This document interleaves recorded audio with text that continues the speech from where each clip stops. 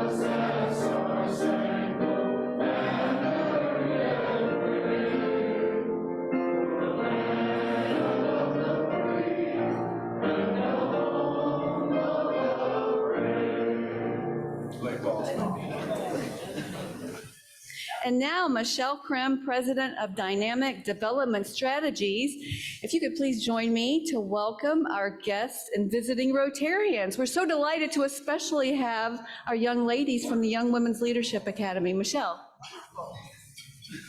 Well, back by popular demand, I get to do guest names twice. Now, you're going to see me speak really slowly and very carefully, as our young speakers will be doing here in a few minutes, because Aurora is bringing back the list of names that I will share with you as I speak. Now, a couple of housekeeping things. If you want to clap for people, that's great. When we call your name, guests, please rise. I'm sorry, Lizzie, I will do it for you. And we will welcome you. So just rise up, we'll wave at you, and go on to the next name. And look at this. Perfect timing. All righty, here we go.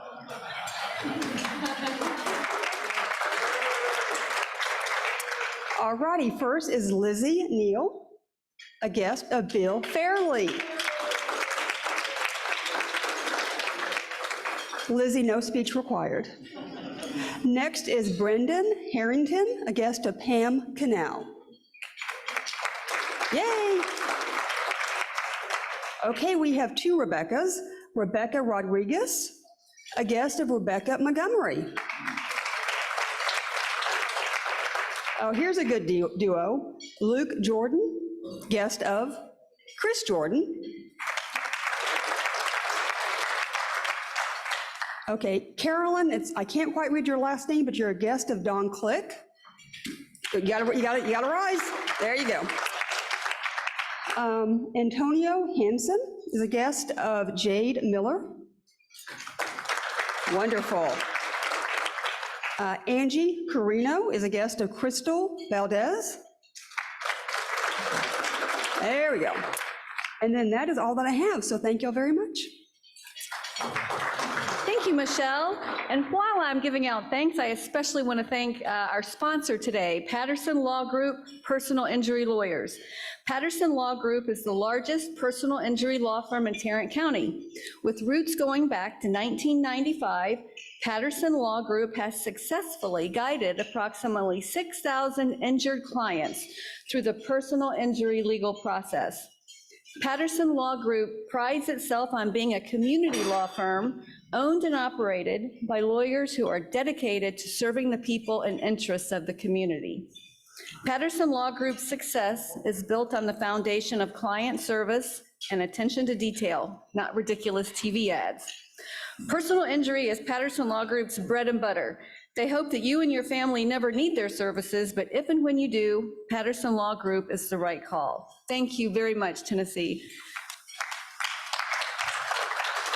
And we know these 24 words that we recite that are a big part of our Rotary heritage, the four-way test. Please join me. Number 1, is it the truth? 2, is it fair to all concerned? 3, will it build goodwill and better friendships? And 4, is it beneficial to all concerned? And a quick nod to our club history, you may not realize that this is an anniversary date of sorts. For tomorrow, February 25th is the date in 1913 when our club fathers first got together for a planning session. Fort Worth itself at the time was only 40 years old, still a rustic frontier town full of new country. The Swift and Armor meatpacking plants were bringing in thousands of new workers. The big industries were the railroad, feed mills, grain elevators. To get a sense of how much the local economy has changed, a year later, in 1914, when the new Rotarians belonging to the new club that was only a year old, they answered roll call by telling how they earned their first dollar, and cotton pickers were in the majority. But there was a big opportunity in a new city, and a few civic-minded businessmen planned with an eye for the future. And so our 12 founding fathers, if you will, J.E. Mitchell is there on the screen. I think he was the ringleader, and he was technically our first president, and we don't have photos of most of the rest. He was with Mitchell Greer Jewelry Company, 912 Main Street. Bismarck Hare was with the Leahy Piano Company on Houston. Dr. H.M. Walker, Harvey Adams was president of Sundries and a grocery store. Sam Johnson was a manager of Texas Vitolithic Company. J.F. Henderson was with Southwest Bell. Dr. Frank Boyd, G.E. Kranz was with the Terminal Grain Company. Coke Harkrider, what a great name. He was an investment broker. C.C. Martin was with the Martin Drug Store. Al Stubinger, Fakes and Company, and finally, J.B. Craddock, Carter Grocery Store.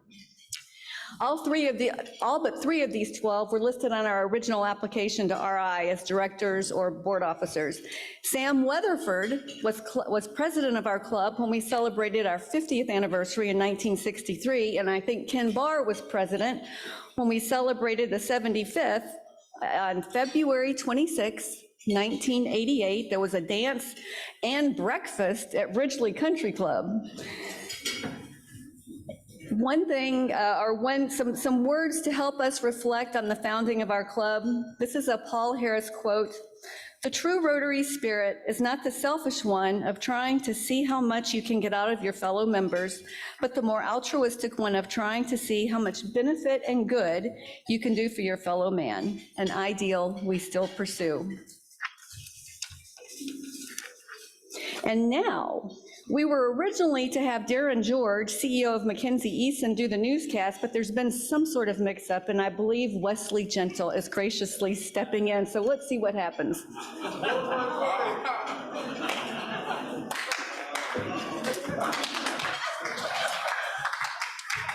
Thank you, thank you, thank you. Oh, hold on, I forgot my pick for my guitar.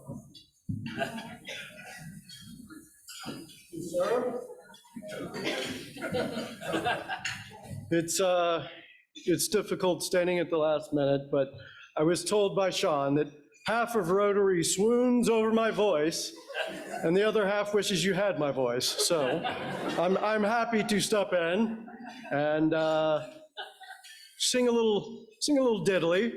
I tell you what, I was jotting down and I just came up with a new song. Let me grab it real quick.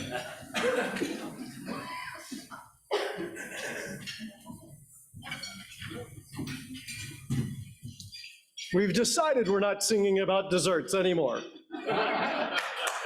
No more desserts. It was funny. And then someone stepped in and tried to steal my dessert song, so we won't be singing about desserts anymore. So I came up with the Ode to Rotary.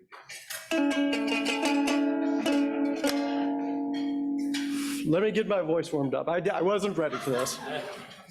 Fa la la la la, fa la la la. Oh, Rotary, oh, Rotary. I tell you what, hold on. Let's get some background accompaniment. Let's pick someone from the audience, and it'll keep them from stealing my song. Carlo, why don't you come up and do background cowbell? Do you mind? Do I have to? Please, please. Lots of cowbell for this, lots of cowbell. All right, and just, you'll get it. Disclaimer, I have nothing to do with this, disclaimer. Oh, Rotary, oh, how I love thee. We walk these hallowed halls to get to thee. We give our time and money to help our wonderful city. We have amazing talent within that are quite funny.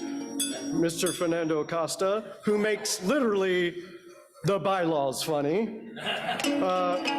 Oh, Rotary, more cowbell, more cowbell. Oh, how I love thee. You bring my beautiful voice to all of the attendees. We have crooners, John Wright, and Jim Austin Live, not sponsored by, to mayors and wannabes. Oh, Rotary, oh, Rotary. He's almost done. Oh, how I love thee. We sing about desserts and hear about four-way tests. Now everyone, oh, Rotary, oh, Rotary. Oh, how I love thee. Thank you, thank you.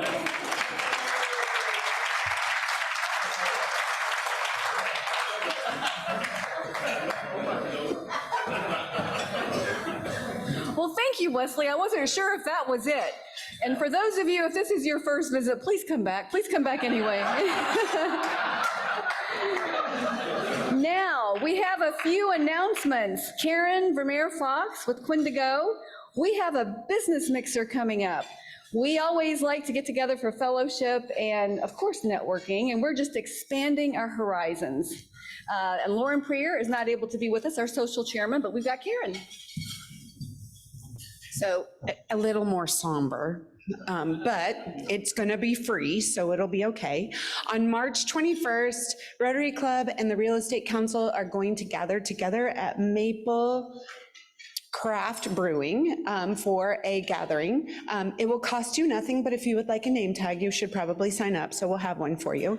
You can buy your own drink because the Real Estate Council's lawyers like it better if you buy your own drinks instead of them buying them for you, and we will provide food. So watch for the information that's out there. It's probably already on the Real Estate Council website. We just have to get it to the Rotary people, so come and join us and hang out with really exciting real estate people. And Rotary, you guys will add the fun. And there will be singing. No, there won't be anything. Perfect. So more details coming up in the rotograph, and put that on your calendars. Crazy Pants, James Emmons, a partner with Seton Hill. He's gonna give us another update. Come on, come on. Definitely no singing. Good evening, afternoon to all of you, and just wanted to give you a reminder, which I'll be continuously doing that, but the Crazy Pants Open is on for 2023, and we're looking for sponsors, we're looking for players. The goal of this year's event is to have a great fun time, because last year I had a ball. That's why I'm doing it again this year. But fellowship, guests for a year to bring clients, and to have a good afternoon on the golf course. So even if you don't play, it's still a fun time. We got to have it out at Ridgely Country Club on the South Course, May 16. Put it on your calendars. And I have a great committee this year, so be expecting phone calls and a little bit of asking you for a little help to participate and to sponsor. Thank you very much. Thank you.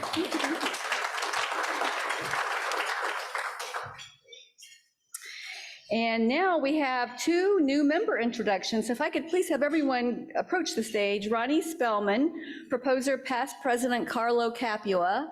Please come on up. And then Cheryl Sutterfield-Jones with proposer Pam Cannell. You'll be on deck. Thank you, almost past President Sean. Took a second. I have the distinct honor of welcoming our newest Rotarian, Ronnie Spellman. He is the president of the Southern U.S. for the IT computer management firm Planet Magpie. Now, Ronnie was born and raised in the Hampton Roads region of Virginia and graduated from Virginia Tech. He worked for a senator in DC, then he worked for NASA, and then he worked as a senior executive with expertise in business operations, so a great addition to the club. He has volunteered with his alma mater at Virginia Tech, UT Dallas, March of Dimes, and the Dallas Regional Chamber Advisory Board, to name a few. He's going to tell us something interesting about himself. Please help me welcome Ronnie Spellman.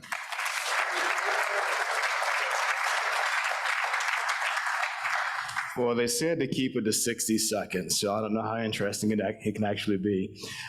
My first meeting with the Rotary, if you can imagine, was in 1991. I spoke to a group of Rotarians in Norfolk, Virginia. Any of you familiar with Norfolk by any chance?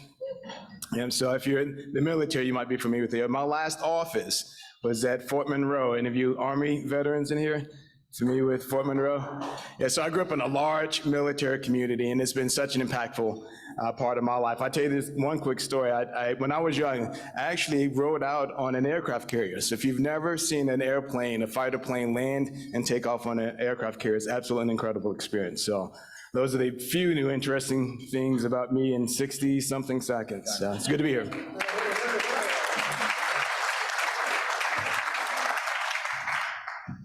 Pam Cannell, Cheryl Sutterfield-Jones, we're delighted to welcome you. Ronnie has such an interesting background. I really suspect he's CIA or FBI. We'll have to figure it out. Thank you. Afternoon, everyone. I am delighted to introduce to you Cheryl Sutterfield-Jones, president of JPS Foundation.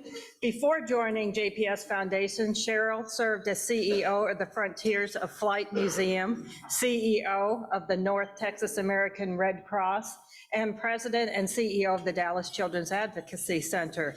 Cheryl also served as the executive director of Denton County Friends of the Family, a domestic violence shelter in Denton.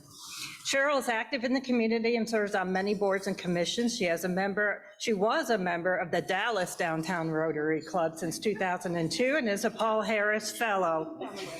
She was named Agency Executive of the Year by the United Way of Metropolitan Dallas and was honored by the Girl Scouts of Tejas Council and the Real Girls, Real Women Award. Most recently, she was awarded the Dr. Kenneth Cooper Lifetime Achievement Award. Cheryl was raised as a military brat and was born in Japan. She earned her undergraduate degree from Howard Payne University and her master's degree from Liberty University. And most important of all, she is married to her husband, Ron Jones, and has 3 children and 5 amazing grandchildren. Thank you, Cheryl. Thank you. Thank you all. I am so happy to be here. It took me about 25 years to get over to the best Rotary Club ever, so I'm really excited to be here. I've heard about you for years. Love Rotary, obviously love working in nonprofits, love working in the community, and I'm really looking forward to being here, making a difference and an impact both at JPS and through Rotary. And you can always ask me about my 5 amazing grandkids. Thank you. Thank you.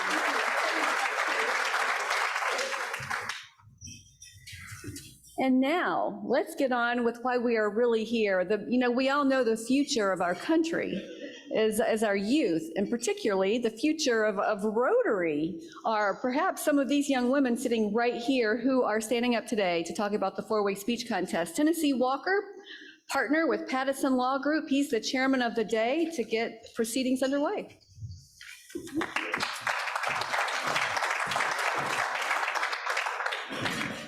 Thank you, President Sean. You mentioned the future, and truly, we're graced today with contestants for, I believe, the 7th year in a row from the Young Women's Leadership Academy. I say this every year. It's right down the road over here, a stone's throw away. It is a beacon of light for our community. It's a partnership between Fort Worth ISD and the Young Women's Leadership Academy. It's truly inspiring. You mentioned future, President Sean, and it really does instill faith in the future, working with these young ladies, working with the administrators and teachers of the school. There's a lot of work that goes in before these young ladies get up here, stand in front of you as high schoolers, look around this room at business leaders, face their fears, and do an amazing job of giving a wonderful, passionate speech using our four-way test. The strength that it takes for them to be here, to get up here, I greatly appreciate you all. I appreciate the work that you've done behind the scenes. It's been my privilege and the privilege of my law firm, Patterson Law Group, to sponsor this event for 7 years running now. And we plan to do that every year going forward. I cherish getting to know the young ladies, getting to know the administrators, and I'm going to turn it over now to Tamara Albury. Tamara is the principal at YWLA. She's going to tell us a little bit more about the institution. I'm sure she's got ways that we all can get involved to support it. And if you can do so, I encourage you to learn more about the institution, support the institution, because these young ladies, they are our future, and I think the future's bright. Thank you.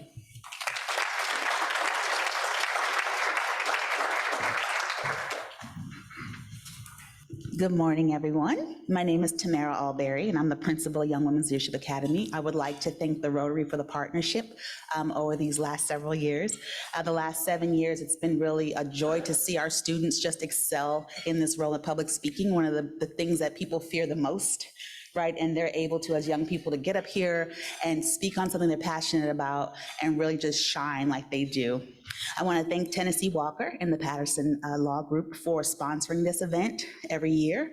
I also want to thank Maddie Peterson Compton and the Junior League of Fort Worth, who worked with our students to make sure that they're ready to stand before you in a few minutes.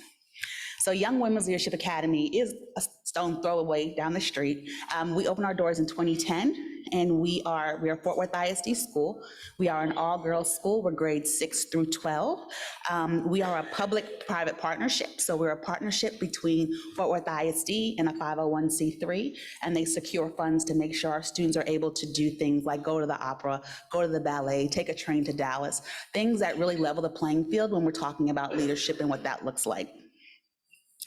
One of the great things about YWLA, we service over 40 different zip codes in the city of Fort Worth. So when we say we really represent Fort Worth, the city of Fort Worth, and all it has to offer, we truly do. And that's why we are #1. So we are the #1 high school in Fort Worth ISD. We're #1 in DFW. Sorry, #1. We're #8 in DFW. We're #30 in the state of Texas, and we're #120 out of 24,000 schools in the country. So in the top 1%,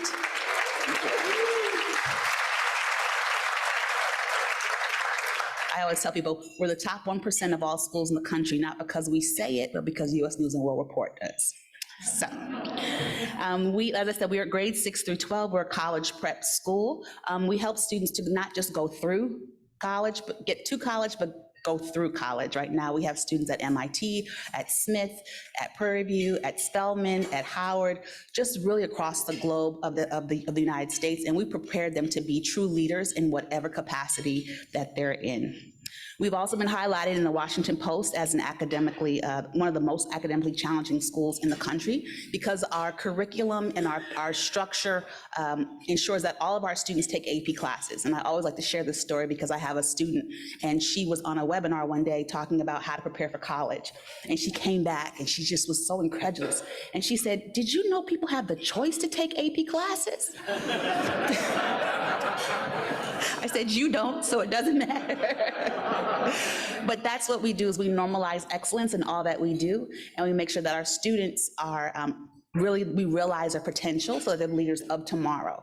And so I just want to thank you all for pouring into our students and supporting us. May 19th, put that on your calendar, because that will be signing day, and that will be where our 56 seniors let the world know where the next leg of their journey will be.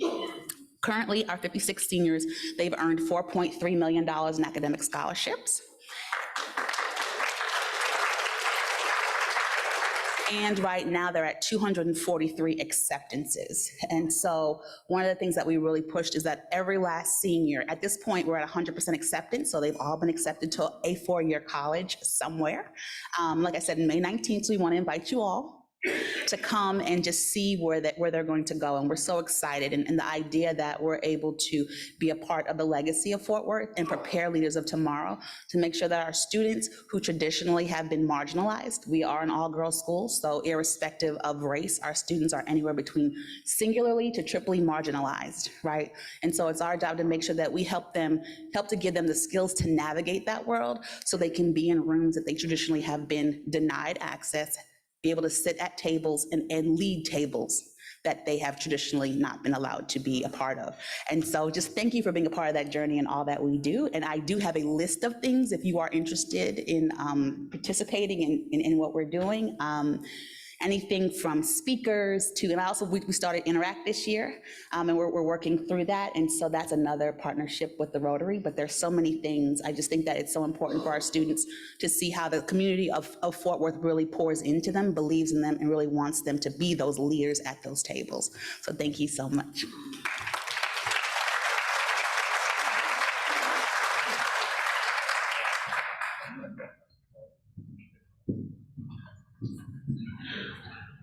Thank you, Principal Alberry, and I highly encourage you to look into Signing Day. It truly is an amazing event and a celebration of their accomplishments of the senior class. For those of you who haven't been here, we are now going to be graced with 3 wonderful speeches. We have 3 students, Justice Jackson, Denise Smith, and Eve Mead, and the task to the students is to apply our Rotary 4-way test, which we recite at every meeting, to a topic that is near and dear to them. And they'll provide speeches that are ranging in 3 to 5 minutes in length. We have judges I want to thank for volunteering. We've got Tran Trong, Derek Moffitt, and Melissa Rankin, who have the difficult job of scoring the contestants today. And then we have Tammy Terra, who is serving as a timekeeper to let the young ladies know where they stand time-wise during their speech. At the conclusion of the 3 speeches, the judges will get together and spend a few minutes and tally, and we will announce our club winner. At that point, the winner from our club earns the opportunity to go to the regional contest and compete against other local clubs. And from there, they can move on to the district competition. Last year, our winner, who is back with us, advanced and won the district competition, so that was very exciting. But we look forward to hearing all the speeches. And without further ado, I will introduce our first speaker, who is Justice Jackson. Justice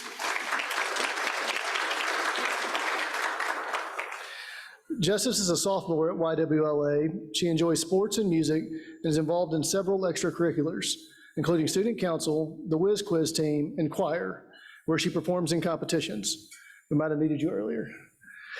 After college, Justice plans to pursue a career in engineering. Please welcome Justice Jackson.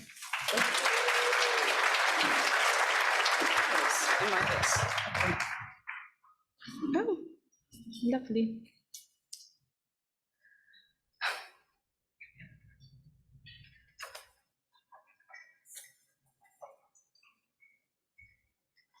Hang on, guys, sorry.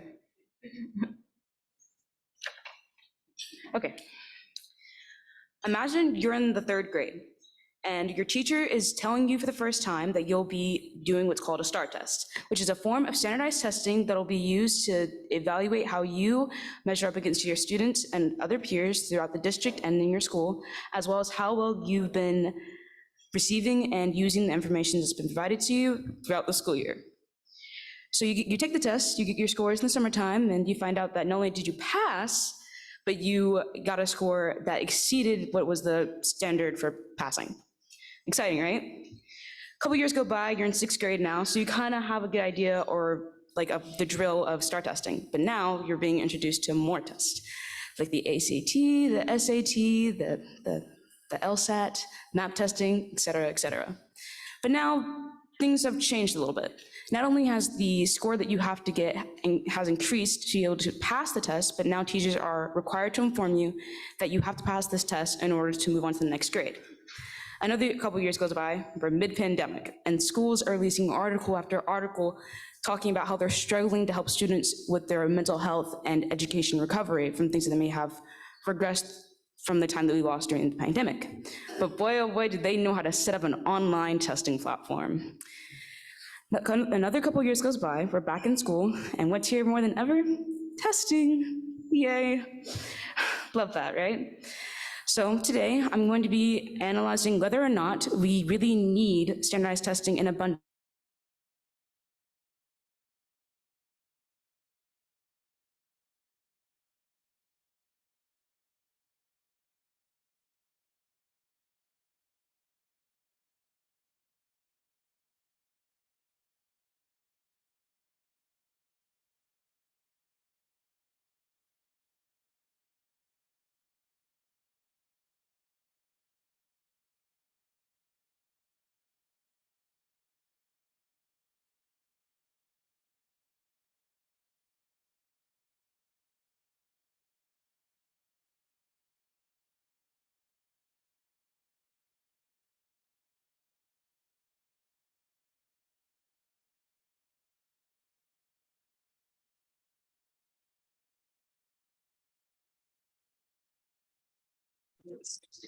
What school do you know that uses one singular test to determine the entire grade for the school year? It sounds ridiculous, right? It's because it is. There's a reason that in the school system we have grading periods to properly measure the growth and understanding that students have throughout the school year. The second question is, if we're at all concerned, my answer, much like the first, is going to be no. I say no because the students aren't the only ones being evaluated through these tests. More times than not, teachers are often being tested as well. They're seeing, most people believe that student scores often correlate to how well a teacher may be doing in the classroom, oftentimes placing an unfair amount of blame on the teachers themselves. Which means to Maggie's point, which negatively affects both the students and the teachers. The amount of testing that's given out throughout the school year oftentimes takes away from class time that could be more used to develop a better understanding of what the criteria is. And this affects teachers, the amount of time teachers spend both outside of school and after school. Based on an article released by UTA for last school year, for the 2021 through 2022 school year, on a study on the teacher shortage, the state of Texas lost about 12%, which translates to about 45,120 teachers of 376,000 teachers leaving the profession of teaching alone. Why are we adding extra stressors to teachers that are still in our profession? In regards to if standardized testing builds goodwill and friendships, my answer was drawn from my own personal experiences, since there hasn't been enough studies or sources that I can cite myself that you guys will be able to look up, because not enough research has been conducted on this specific aspect of testing. So I asked myself, and as well as my peers throughout the DFW area, and we kind of all came to the same conclusion. Once you get to about a certain age, on 8th or 9th grade, testing becomes more of a you versus them kind of area, more than a I'm seeing how I'm progressing, which can oftentimes breed an unhealthy amount of competition and division among students. The only way that we might be able to bond over testing is our disdain of doing it every year. Is it beneficial to all concerned? No, it's not. Testing is a carefully calculated, curated, recurring contemplation of questions that it only tests students on certain specific topics every single year. It limits the students' abilities and want or desire to expand their horizons. Schools outside of your elementary and high school want well-rounded students.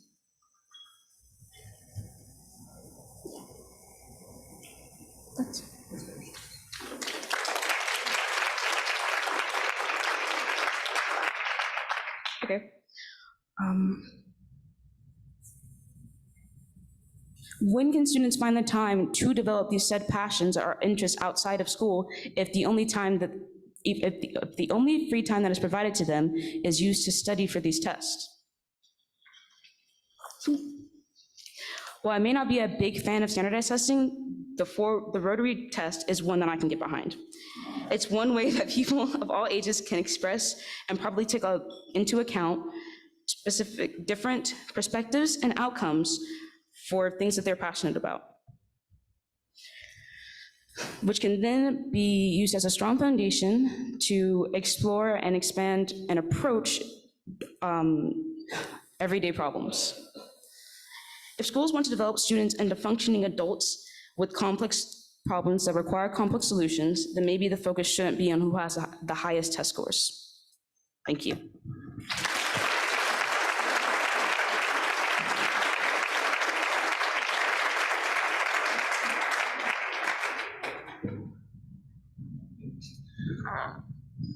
Thank you, Justice. Our next contestant is Denise Smith. Denise is a sophomore at YWLA. Denise enjoys singing and participates in multiple extracurricular activities, including Podcast Club, which she's the president of, dance, and choir. Denise plans to pursue a degree in criminology, specifically forensics, and hopes to become a forensic examiner. Please welcome Denise Smith.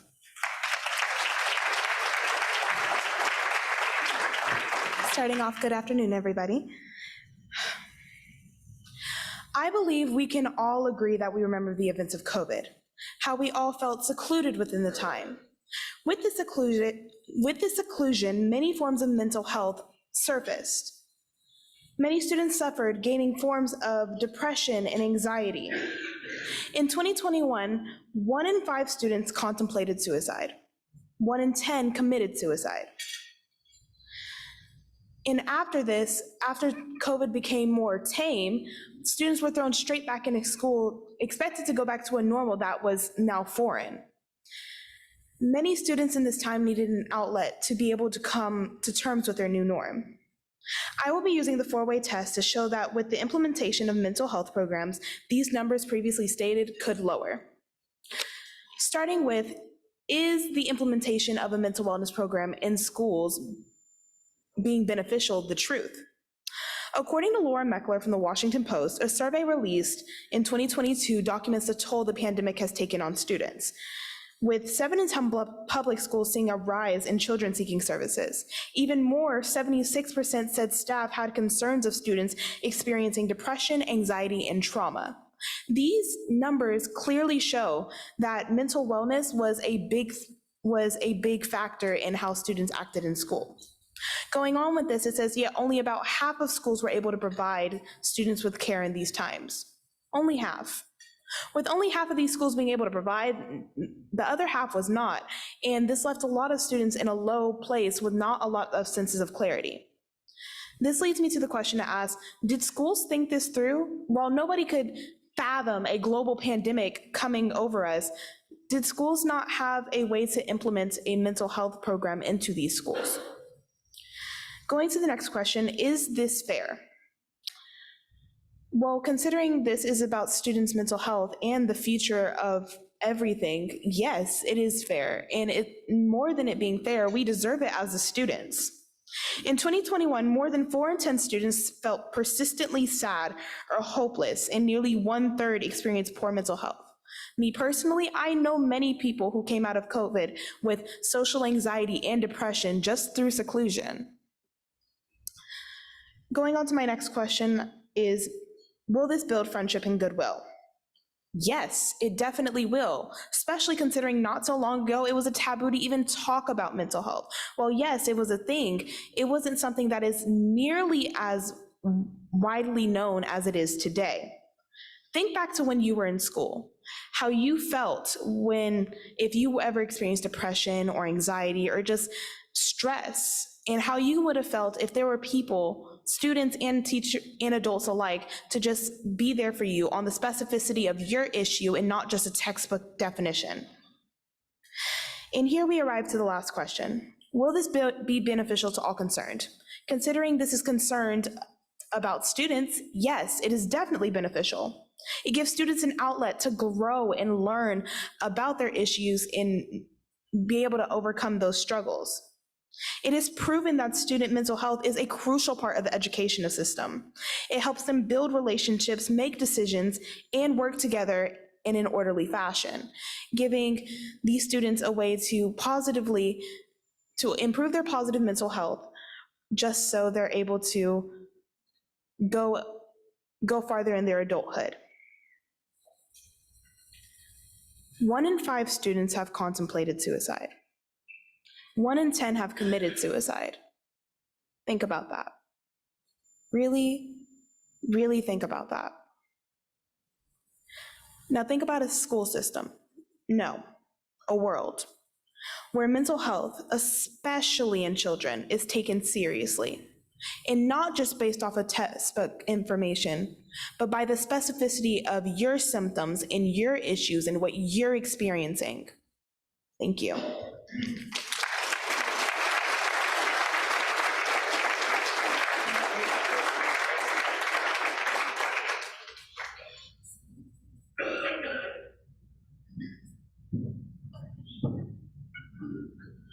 Thank you, Denise. Our third and final competitor is Eve Mead.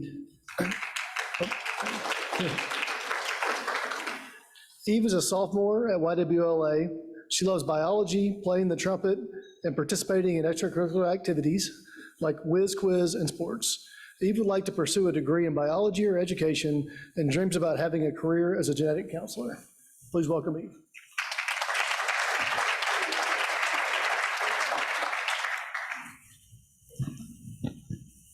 I wake up, start some water boiling, ground a couple scoops of Costco coffee beans, pour some water into a pot with the beans, I let it steep, and finally I can enjoy my daily cup of coffee.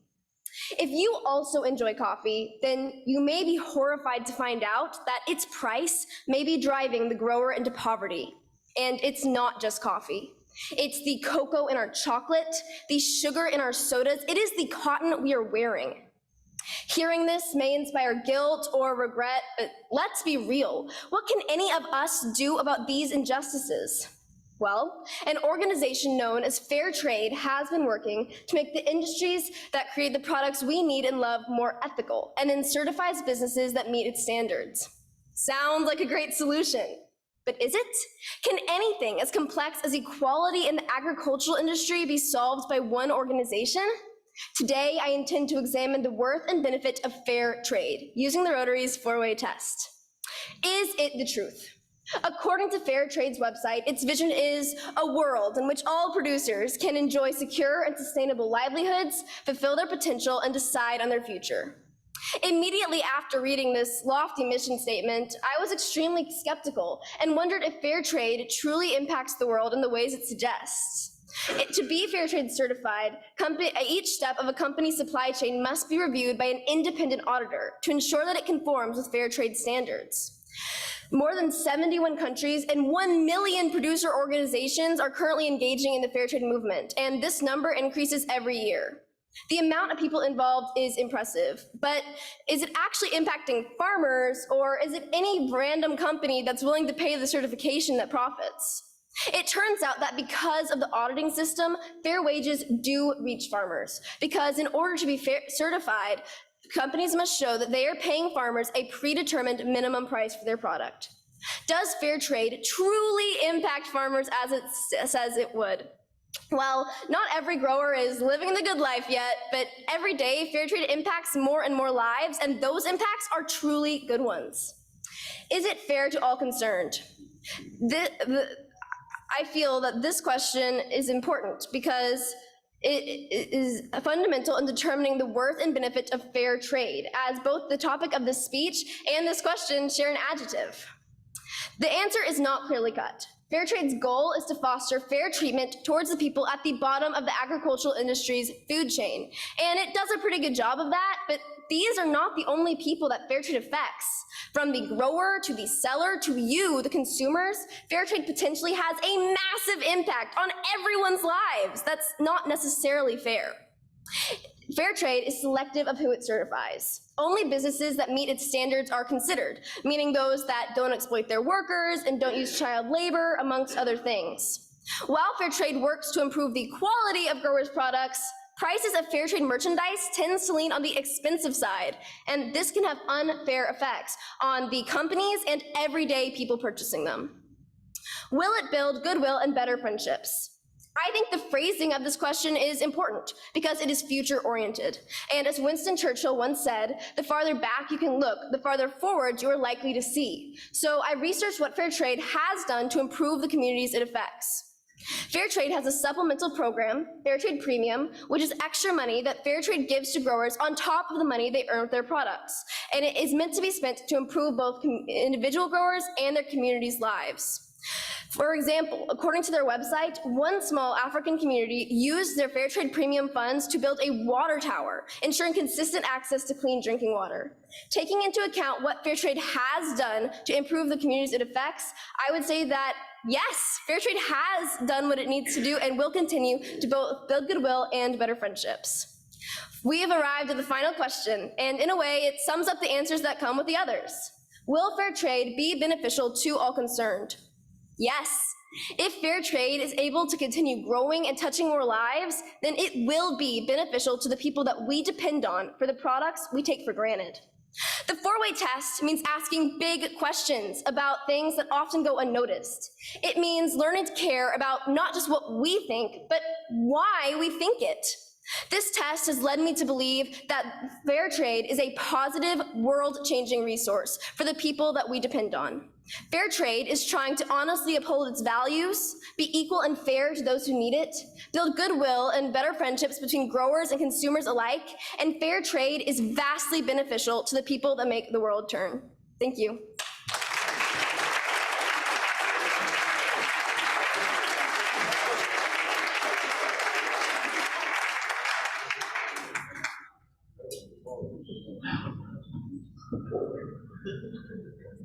Thank you, Eve. At this time, the judges will go and tabulate their scores. Before you guys sneak out, though, can we have the entire YWLA table stand up for a round of applause?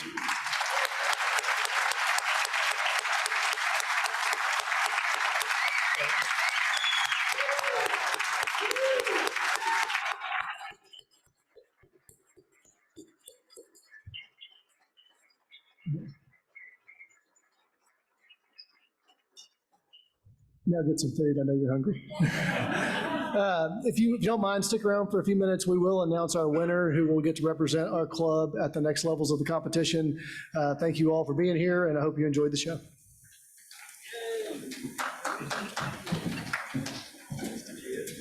So while the judges are deliberating, we have another new member introduction. Jeff Donahue and proposer Don Click. Please join us.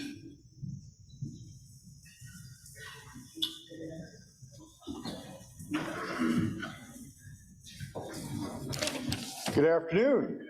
Thought I'd make a short list here, so I have bullet points to make it more brief. Jeff Donahue is a music lover. He's been an organizer and a promoter of an annual event at the Lena Pope Home for, I think, over 20 years. He's also a barbershop singer in the Dallas Vocal Majority. He's a board member in the Salvation Army Rehab Facility at Northeast 28th Street. He's been involved in the First Methodist Foundation. He's a retired fire safety engineer inspector.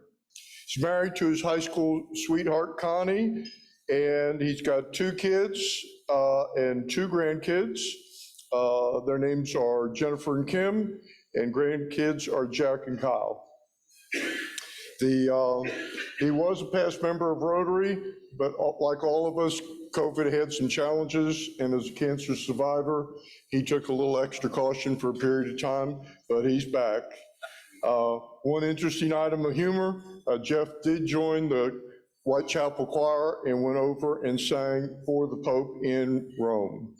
And final item is Jeff is a member of the, let me get the name right here, the New Construction and Fire Prevention Board of Appeals for the City of Fort Worth, and he's the chair of that. Thank you. Jeff? Thank you. Good to be back. I mean, it doesn't sound that bad on paper, so thanks, Don. Just one clarification. He said that I was honored to sing for the Pope. It's actually the popes, because they're all dead. They're in the Vatican. The actual, it's just slight clarification. So those were 10 interesting things, but he left out part of the reason why I'm in Rotary today is Mrs. Armstrong, my 4th grade school teacher. And didn't our teachers teach us a lot, and our parents? Yeah, so Mrs. Armstrong was a lovely lady, and I was in Detroit and had moved to Texas and recently married and I get a call from an attorney that said Mrs. Armstrong had passed away, and there's a token inheritance. It was over $17,000, which was a lot of money in 1985. So if there's anyone here from my fourth grade class, I'm just saying, you know, you could have been nicer. So,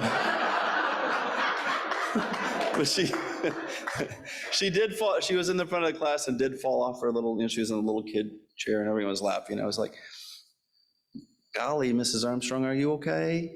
So anyways, it's great to be back, and thank you, Don.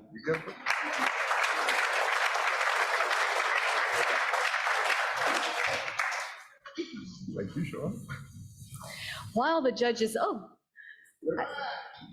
we have another quick announcement, however. You know, this is an accomplished group. There are so many awards and kudos among us, and sometimes we don't even know about them all.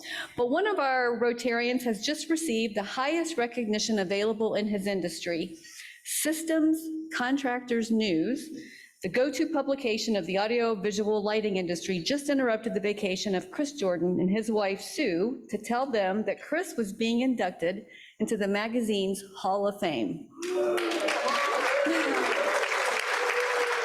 While we know Chris for his installations at Dickies Arena, all over TCU, Tarrant County and beyond, he has left his mark, and his audio designs have been and continue to be used all over the world. And of course, he's a vital member of our own tech team here at Rotary. We are especially grateful for that. So congratulations to our friend and fellow Rotarian, Chris Jordan of Electroacoustics. This is Rotary Peace Week. You know, Paul Harris, our first Rotary meeting was February 23rd in 1905. So it's very fitting, perhaps, that we have the four-way test during Rotary Peace Week. So Tennessee, I'll bring you up for the judge's announcement, the moment we've been waiting for.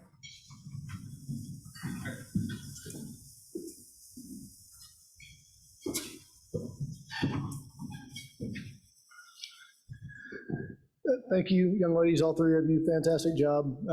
Every time throughout your life, you're probably gonna get butterflies when you get on a stage like this, because it means you care. And I know that working with all three of you, you care a ton, you put a ton of work into it, and we appreciate you being here and gracing us with your presence and your wonderful speeches. There will be cash prizes for all three competitors today. They'll deliver those next week. But our first place is a repeat winner, Eve Mead. So Eve, congratulations.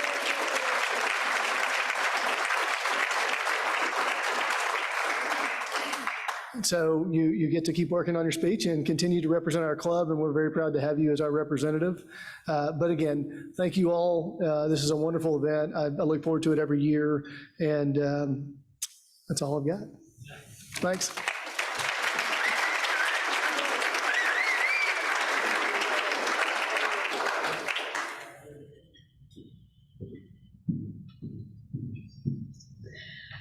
So that wraps it up. Fabulous job, girls. Thank you for being here, all of you. We want to thank our sponsor once again. Patterson Law Group is the largest personal injury law firm in Tarrant County. With roots going back to 1995, Patterson Law Group has successfully guided approximately 6,000 injured clients through the personal injury legal process. Patterson Law Group prides itself on being a community law firm owned and operated by lawyers who are dedicated to serving the people and interests of the community. Patterson Law Group's success is built on the foundation of client service and attention to detail, not ridiculous TV ads. Personal injury is Patterson Law Group's bread and butter. They hope that you and your family never need their services, but if and when you do, Patterson Law Group is the right call. We have a few quick announcements. Tomorrow is the Cowtown 5K. It's not too late. I think there are at least 17 of us. You can walk it, you can jog it, you can run it. You can sign up tomorrow morning or this afternoon. March 21st is our mixer with the Real Estate Council. Make sure you sign up for that. There is a short board meeting in the governor's room. Principal Albury, I thought I heard her say 2 dates, May 16th and May 19th. One of those is YWLA signing day. So the 19th, we will be watching to see what happens next. Be sure you come next week. Brian Damaris is a true Renaissance man. He has an amazing background. He's a Mavs insider. He's one of Mark Cuban's core group.